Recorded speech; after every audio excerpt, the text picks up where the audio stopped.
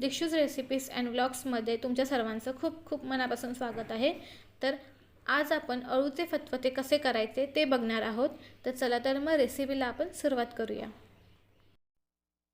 अळूच्या पानांना खाज असते, म्हणून सर्वात आधी आपण हाताला तेल लावून घेणार आहोत।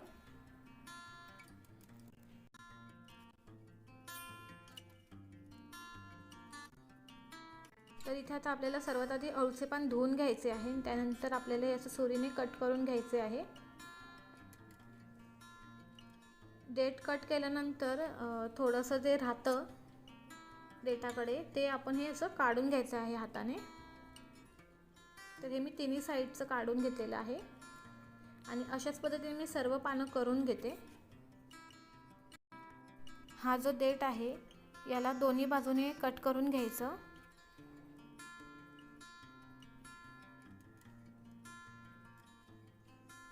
आणि यानंतर आपल्याला हे असं सोलून घ्यायचं आहे। जर हे सोललं नाही तर ह्याला खाज सुटणार, म्हणून आपण हे व्यवस्थित असं सोलून घ्यायचं।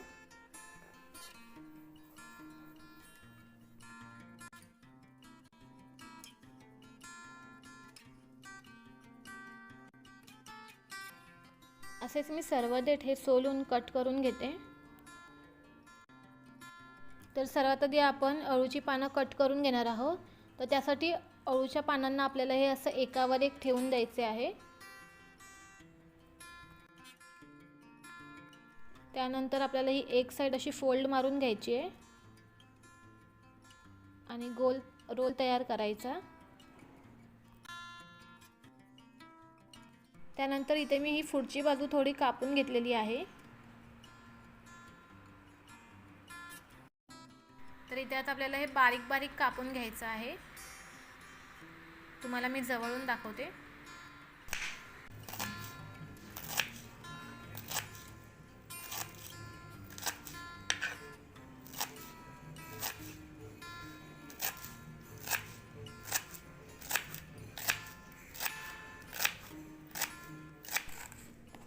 आणि आता आपल्याला एकदम बारीक बारीक कापायचं आहे।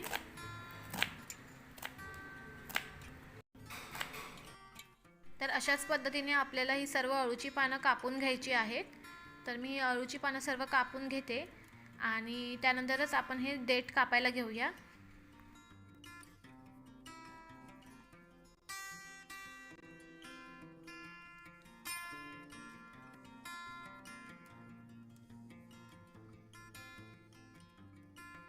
आपण आता देठ कापून घेणार आहोत। तर त्यासाठी इथे मी सर्व देठ जे आहेत ते मी असे गोळा करून घेतलेले आहेत आणि असे आपल्याला बारीक बारीक कापून घ्यायचे आहेत।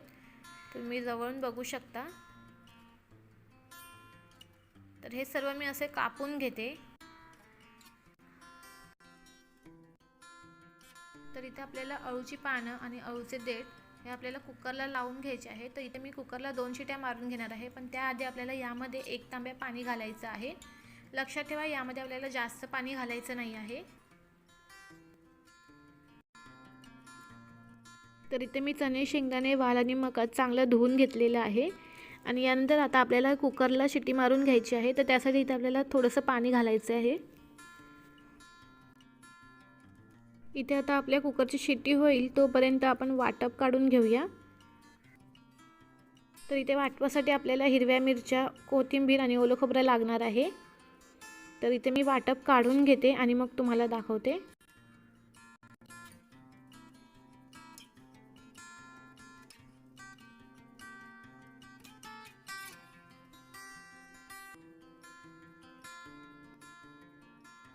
तर हे बघा, अशा पद्धतीने आपल्याला हे बारीक असं वाटण करून घ्यायचं आहे।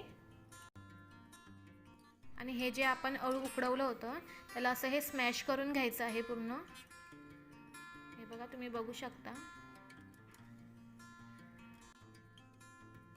इथे आता तुम्ही बघू शकतात मी आता व्यवस्थित असं हे स्मॅशरने स्मॅश करून घेतलेलं आहे। तर आता यामध्ये आपण कोकम घालूया।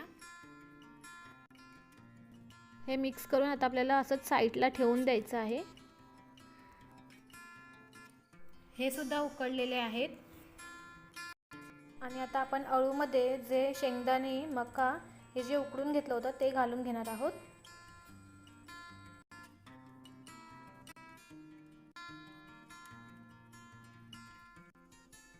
त्यानंतर आता यामध्ये आपण 3 ते 4 चमचे बेसन घालून घेणार आहोत आणि आता हे व्यवस्थित मिक्स करून घ्यायचं आहे। तर हे बेसन आपल्याला अळूमध्ये चांगलं मिक्स करून घ्यायचं आहे। तर चला तर मग आता आपण अळू बनवायला घेऊया।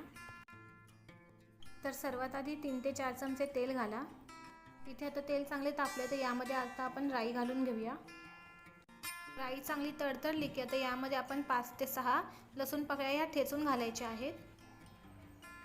इथे आता लसूण आपली थोडी भाजली की यामध्ये आपण मसाले घालणार आहोत। आधी आपण हिंग घालून घ्यायचं आहे, तर इथे मी चिमूटभर हिंग घालून घेते। तर मसाल्यांमध्ये सर्वात आधी आपल्याला हळद घालायची आहे, तर इथे मी थोडीशी हळद घातलेली आहे। यानंतर 1 चमचा गरम मसाला,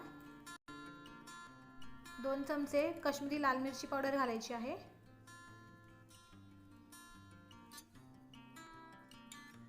आणि आता मसाले हे तेलामध्ये भाजून घ्या।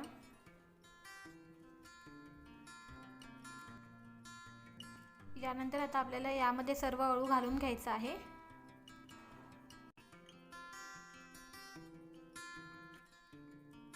त्याचसोबत जे आपण वाटप केलेलं होतं ते देखील घालून घ्यायचं आहे।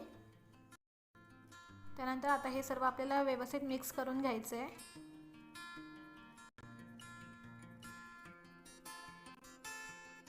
तर आता यामध्ये चवीनुसार मीठ घाला। तर इथे माझा छोटा चमचा असल्यामुळे मी इथे 1.5 चमचा मीठ घातलेला आहे।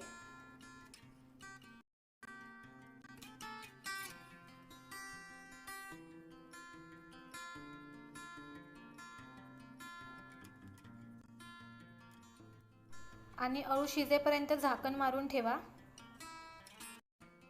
10 मिनिटे झाली आहेत आणि अळूची भाजी म्हणजेच अळूचे फतफते आपले तयार आहे। तुम्हाला माझी आजची रेसिपी कशी वाटली कमेंटमध्ये नक्की सांगा आणि अशा पद्धतीने घरी तुम्ही नक्की ट्राय करा। जर कोणी आपल्या चॅनलवर नवीन असेल तर लाईक, शेअर आणि सबस्क्राईब करायला विसरू नका।